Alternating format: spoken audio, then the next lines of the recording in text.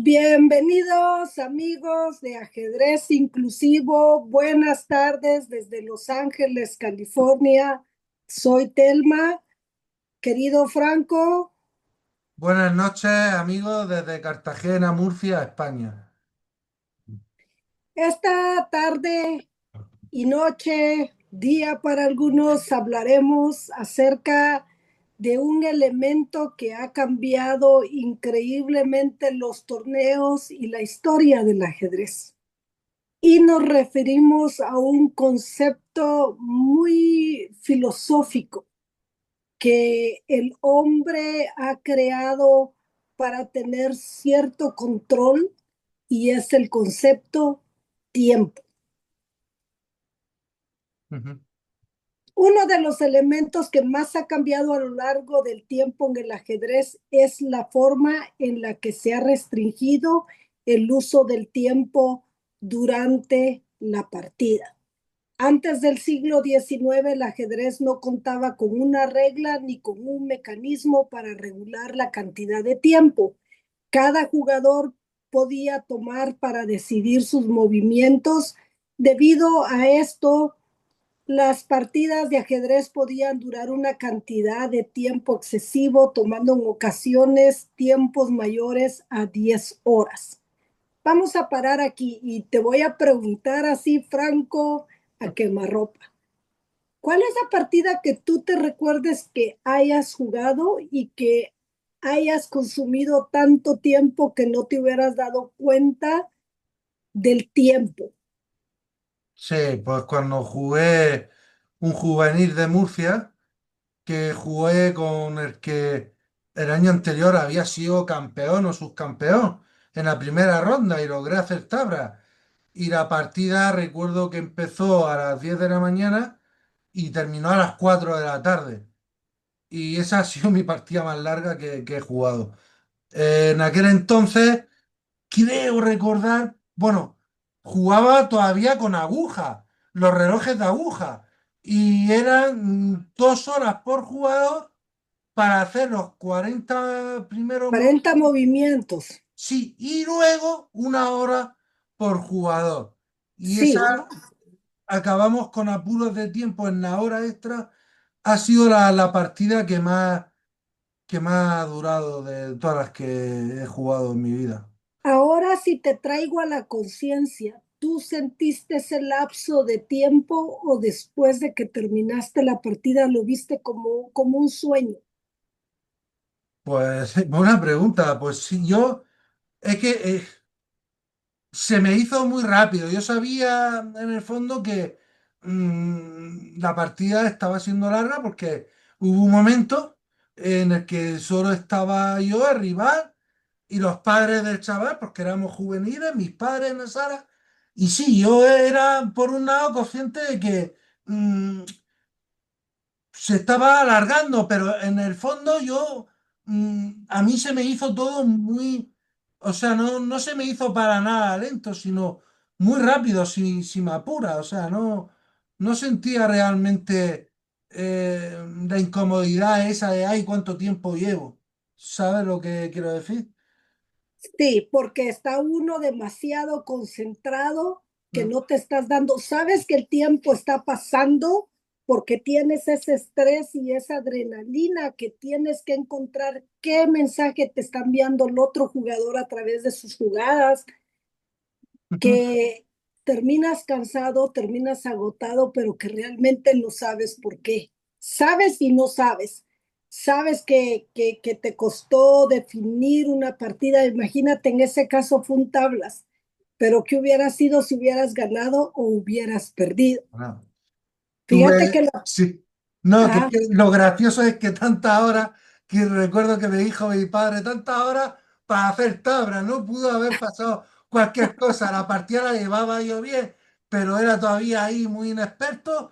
Estuve a punto de perder y recuerdo que al final logré sacrificar porque le dejé con el peón de torre y mi rey entraba en el cuadrado y eran tablas, ¿no? Pero que fue, sí. fue gracioso eso, sí. Pudo Fíjate haber que pasado al final, de la todo. partida de duración más larga reportada durante ese periodo tuvo una duración de 14 horas y 14 fue años. jugada por Louis Charles Maget de Bourdain y Alexander McDonnell en 1834. Wow. ¿Puedes seguir tú, por favor, dándonos la información de lo que Sí, aconteció? sí. Esta falta de reglamentación sobre el tiempo tenía como repercusión que el juego era transformado en uno de resistencia física también. Esto se debe a que una estrategia que era empleada en ocasiones por jugadores que se habían perdido era simplemente no mover, esperando así derrotar al rival sin la necesidad de jugar, solo esperando y retando sus capacidades físicas y paciencia. Vaya. mm, Pues eso estaba mal, claro. Por eso se fue reglamentando el tiempo, ¿no? Que, bueno, hay que tener claro una cosa, ¿no? A ver, ¿cómo explico yo esto? Eh, Hombre, es que por un lado hay algo antideportivo y por eso se va reglamentando, pero por otro lado yo he leído, ¿no? Esperando así derrotar al rival sin necesidad de jugar. Vale, eso cero. Solo esperando y retando sus capacidades físicas y paciencia. Bueno, sobre las capacidades físicas y paciencia. Eh, una partida que también se me hizo muy larga y fue más reciente, fue en el 2015, fue en el Festival Internacional del Bari, del Hotel Bari Benidorm, de aficionados, que de hecho creo que es el festival más importante de ajedrez, que se hace en el Bari Benidorm, por lo menos de Europa, ¿no? Y yo, Mm, bueno, pues estaba esa semana ya alojado en Benidorm con un compañero y recuerdo que me había salido el emparejamiento, la partida que jugaba a las 4 de la tarde y yo no conocía a mi rival, pero era una persona octogenaria, era del norte de España, era octogenaria y recuerdo que mi compañero me dijo, bueno, tú, me dice, cansaré que la partida sea larga, cansaré y luego haré táctico porque verás cómo al final, pues como el hombre es mayor, al final es bueno, pero tiene 80 y pico años y tú le haces y tal, no va a poder. Yo juro que yo no lo hice aposta. De hecho, yo estaba perdido. Bueno, perdido, me quedé peor. Pero estuve ahí, tal, porque claro, yo no quería perder la partida. Y recuerdo que al final, pues nos quedamos también solos. Recuerdo que hay una web que seguro que nuestros amigos lo conocen, en Chess donde se pueden ver los resultados, lo van poniendo. Y recuerdo sí. que hubo un momento que mi padre veía, están todos los resultados del festival. Terá y del B menos mi hijo, o sea, yo. Y fue que sin yo quererlo, la partida se hizo larga, larga, y una partida que tenía yo francamente perdida, pues logré acertarla. Y me acuerdo de la anécdota que me dijo mi compañero, hace eso, pero yo no fui con esa idea, pero al Sí. final pasó que mi rival no aguantó ahí tanto tiempo y eso jugó a mi favor. Mm. Pues fíjate que para solventar este problema a mediados del siglo XIX comenzaron a producirse los primeros mecanismos para regular el tiempo de los torneos de los jugadores. En 1861 se realizó la primera partida con un sistema de control de tiempo. Los participantes de la partida fueron Ignaz von Kolisch y Adolfo Andersen. Y el mecanismo que se empleó para el control del tiempo consistía en un sistema de relojes de arena. Ahí, cuando me metí a investigar un poco más, parece ser que tú te sentabas, se sentaba otra persona a la par tuya, entonces cuando tú ejecutabas tu jugada, la persona volteaba el reloj de tu oponente y el tiempo del oponente empezaba a trabajar. En realidad no, como te dijera, yo no creo que haya sido tan exacto, pero ese fue el primer método que se utilizó para poder controlar el tiempo en el ajedrez. Después proseguimos con los relojes mecánicos. ¿Puedes tú darnos la descripción de los relojes mecánicos? Sí, pero quisiera hacer un apunte. Yo recuerdo cuando empecé de pequeño, que era la época en la que se jugaban con relojes de aguja y ya no había ahora conseguir un reloj. Es facilísimo, se consigue en Amazon digital, pero en aquella época no era tan fácil conseguir un reloj. Y yo quería tener un reloj. Y yo recuerdo que mi padre le preguntó a un compañero y él tuvo la brillante idea del reloj de arena, pero creo que era inconscientemente y hacía yo lo mismo que acabas de mencionar. Eran dos tubos y cuando se movía se volteaba uno, pero claro, eso también, yo es que como eso lo viví porque practicaba en mi casa, efectivamente no era del todo exacto, porque tú podías tardar en el momento que volteaba uno de los tubos, ¿sabes? Entonces No, no, pero era lo más parecido si lo más quería parecido. tener eso. Y sí, es curioso. Vale, leo aquí. Eh, para solventar este problema, a mediados del siglo XIX comenzaron a producirse mecanismos para regular el tiempo de los turnos de los jugadores.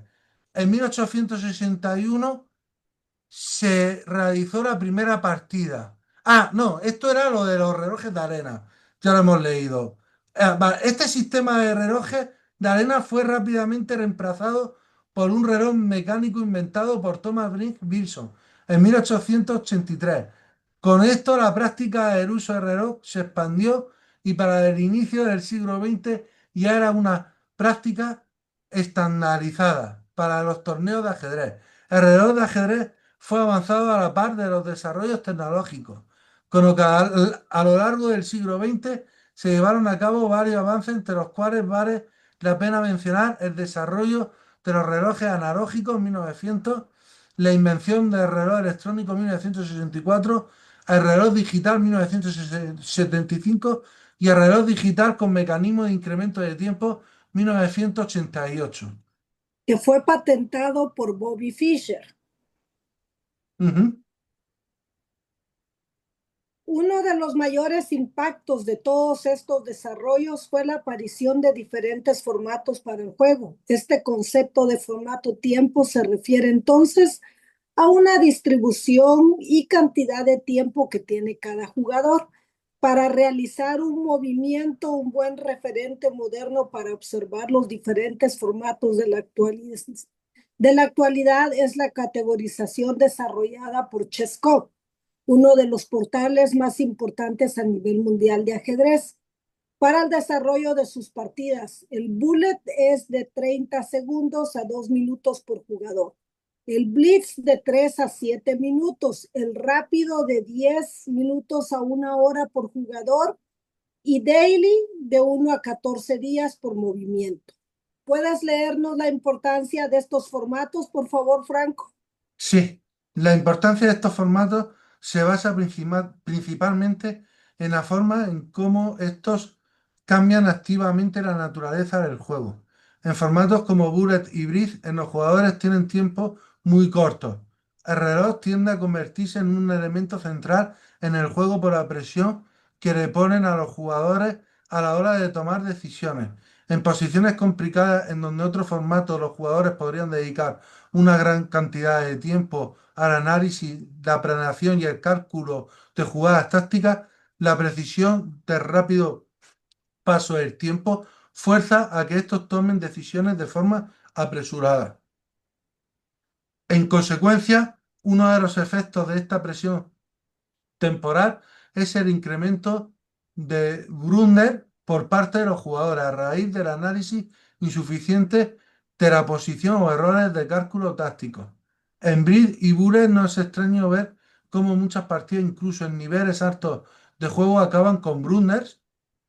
Brunder, para quien no lo sepa, creo, no Telma, que es una palabra ingresa como un grave error, ¿no? Sí, es un error. Sí, con Brunner de material que no suelen ser comunes en formatos más lentos. Otro efecto importante en el juego es el incremento de las ventajas que tienen la memorización y preparación previa, puesto que un jugador que conozca a fondo las aperturas que escoja, jugar tendrá una ventaja importante en el juego. Debido a estos factores, se ha planteado entonces que los controles de tiempo muy rápidos son perjudiciales para el aprendizaje del juego, ya que enseñan e incentivan prácticas contrarias a las que normalmente se han establecido como los pilares del aprendizaje del ajedrez, como la paciencia y el análisis. Debido a esto, muchos maestros en el juego recomiendan controles de tiempo entre 10 y 15 minutos por jugador, con lo que los alumnos tendrán un tiempo suficiente para poder pensar con mayor claridad. A ver, yo aquí quiero decir algo. Hombre, está claro que para los niños, pues una partida de 3 minutos con 2 segundos, pues no tiene mucha lógica, ¿no? Y más de lo que se trata es que vayan aprendiendo. Aunque también es verdad, y lo sé por experiencia, que juegan una partida a 10, 15 minutos y lo ves, y eso a mí me pone nervioso, que parece que están jugando un minuto, ¿no? Pues imagínate si estuvieran jugando, pues a 3 minutos. Pero bueno, ya a nivel ya que uno pues ya tiene una formación, pues está claro que uno sabe que, y aquí lo hemos hablado muchas veces, que el verdadero ajedrez es el ajedrez lento, pero para mí el ajedrez rápido, 10 15 minutos, incluso el ajedrez relámpago, el bure, pues también tiene su atractivo, ¿no? Un atractivo que se puede decir que es más deportivo, menos científico y más deportivo, donde el reloj pues juega un gran papel, sin duda alguna, pero yo lo veo un ajedrez más deportivo. Para mí no deja de ser un ajedrez basura ni de segunda. A lo mejor, bueno, tantas partidas en internet, lo que hemos hablado, era ajedrez presencial. Pero ¿cuántos torneos hay donde van maestros? También torneos relámpagos que se hace de un día, de una mañana, todo el día, y tiene también su atractivo y su componente deportivo. Así lo veo yo. Mira, Franco, creo que depende de la situación y la circunstancia en la que estés. Yo honestamente, cuando le daba clases a mis alumnos, yo los primeros 6 meses no habían blitz, Ajá. que no blitz, porque es muy difícil quitarle al niño la impulsividad. Es muy difícil. Y el niño usualmente se ve por lo que cree que es mejor, por lo que ve primero y no por el análisis y la concentración que una jugada más compleja requiere.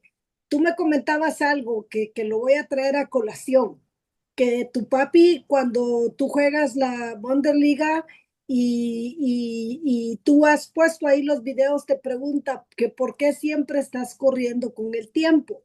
Ujú. Y hablábamos los dos acerca de eso y yo te decía, es que tú piensas más, analizas más, tienes un chance más grande de ganar si agarras una buena posición, si montas una buena estrategia, muchas veces tienes hasta más chance de ganar por un error táctico del otro jugador, por un blunder del otro jugador. Pero pasa de que tienes que educarte para eso. Prácticamente el ajedrez es una metáfora de la vida, Franco. Hay momentos en los que tú necesitas actuar por intuición, por impulso, y hay momentos en que no. Tienes que detenerte, pensar y analizar, preguntarte a ti mismo, ¿esto en qué me beneficia? Y entonces hacerlo. Pienso que si hay gente que se dedica al ajedrez como monitor, instructor, como le gusten llamar, esto es algo muy importante. Yo no aconsejaría que un niño juegue blitz antes de los 6 meses, que el niño por lo menos ya sepa cómo tener una buena apertura, cómo tener una buena defensa, cómo analizar para ya lanzarlo a eso. Porque que yo recuerde, a mí tampoco me dejaron jugar ajedrez con reloj, luego. Todo tiene un patrón. Pero yo te quiero hacer una pregunta. Cuando tus niños jugaban, yo creía, bueno, habías dicho Bris, pero me estás diciendo que ni siquiera jugaban con reloj, ¿cierto? Al principio, en tus clases, Los ¿no? primeros 6 meses, no. Vale, sin reloj. Podían ir a torneos, pero en los torneos, como tú dices, y es cierto, en ese entonces eran 2 horas por 40 movimientos para Sí. cada jugador. Bueno, sí, lo que pasa es que los torneos de mis niños, como no están todavía federativos, pues ellos jugaban creo que era 10 minutos con 10 segundos de incremento, algo así. No, 3 segundos de incremento, 10 minutos, 3 segundos de incremento. Pero jugaban como si fueran una partida a 3 minutos. Y eso me ponía, yo decía, pensar, 10 minutos, porque... Entonces mi pregunta que yo te quería hacer era, cuando tus niños jugaban sin reloj, al principio... ¿Jugaban también rápido, a pesar de que tú le decías que no? Fíjate que no, porque como que el niño tiene, es lo que te digo, el niño, si tú le enseñas primero a mover las piezas, a pensar y le das el reloj y hasta el final, el niño tiene la conciencia que tiene que pensar primero. Es que si te das cuenta, lo primero que el ajedrez corrige en un niño es la impulsibilidad. Ujú. Cuando tú has corregido esa impulsibilidad como maestro, es que no solo les estás enseñando ajedrez que jueguen para agarrar un resultado, no, les estás enseñando el ajedrez como una filosofía de vida, como una metáfora de vida, que ellos tienen que entender que hay momentos en que necesitas sentarte, pensar y analizar las cosas una, dos, tres veces para poder ejecutarla bien y minimizar el error. Yo no tuve ese problema porque prácticamente ellos cuando jugaban torneos allá en la asociación, era el fin de semana y ahí se jugaba, como tú dices, a 2 horas. Y si ellos, por ejemplo, se metían y empezaban a jugar una partida, digamos, porque tú sabes que un niño usualmente no usa las 2 horas para pensar. Entonces, cuando terminaban su partida, siempre guardaban su ficha que llenaban. Y cuando ya venía que nos sentáramos y cuáles fueron tus errores, analizaste en tu casa, viste, por qué jugaste tan rápido, por qué esto, por qué el otro, porque solo así te corriges. Si nadie te dice tus errores, no te vas a corregir. Por eso siempre es bueno jugar con alguien más que vea cuál es tu error y te lo diga. Pero sí, yo como monitora de ajedrez y ahorita si me dedicara a hacer lo mismo, no creo que introduciría al niño luego, ni al reloj, ni al ajedrez online. Ujú.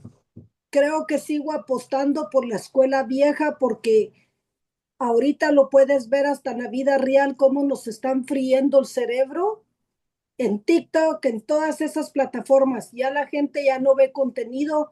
Si no les pones Algo muy corto. ilustraciones, si no les pones diapositivas, si no les pones, la gente se aburre. Es muy raro la gente que puede todavía concentrarse.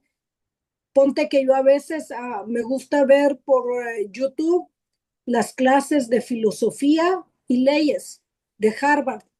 Esas clases toman hasta 3 horas y solamente es el maestro y los alumnos. Ujú. Pero para que te quedes ahí y sigas el hilo conductor de lo que él te está diciendo, tienes que tener mucho poder de concentración y poca gente lo tiene ya, Franco. Sí, lleva razón. Lamentablemente es así. Pero bueno, muchas gracias, Franco, A por ti haber siempre. estado con nosotros. Gracias a nuestros amigos de Ajedrez Inclusivo y nos vemos hasta la otra semana. Un saludo a todos nuestros amigos y nos vemos pronto la próxima semana. Adiós.